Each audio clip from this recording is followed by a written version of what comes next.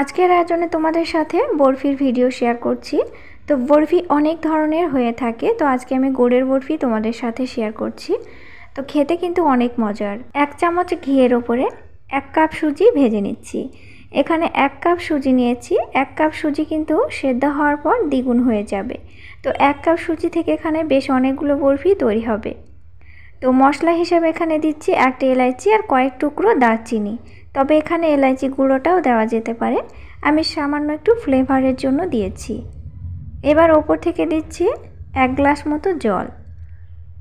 জলের পরিবর্তে এখানে লিকুইড দুধ দেওয়া যেতে পারে, তবে যেহেতু আজকে আমি গুড়ের বরফি তৈরি করছি, তো আজকে আমি জল দিয়ে সুজিটা সেদ্ধ করছি।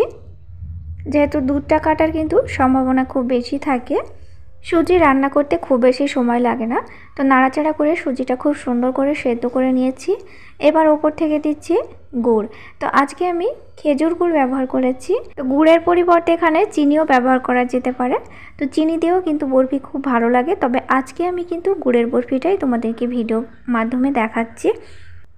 গুড়টা দেওয়ার পর সুজিটা একটু নরম হয়ে আসবে, তবে চিন্তার কোনো কারণে নাড়াচাড়া করতে থাকলে খুব সুন্দর একটি আঠালো পাক তৈরি হয়ে যাবে।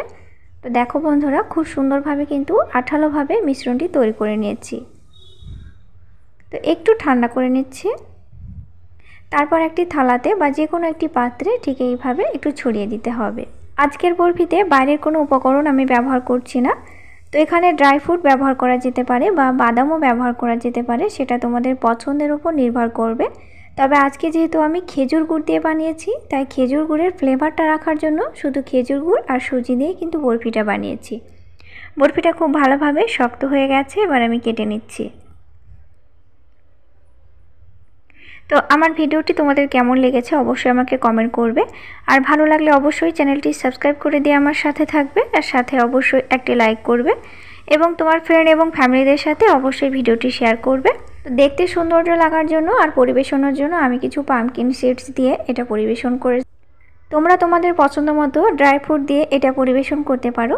তো যাই হোক বন্ধুরা, তোমাদের সাথে আবারও ফিরে আসছি পরের কোনো ভিডিওতে। আর ধৈর্য ধরে ভিডিওটি দেখার জন্য তোমাদেরকে জানাই অসংখ্য ধন্যবাদ। ভালো থেকো।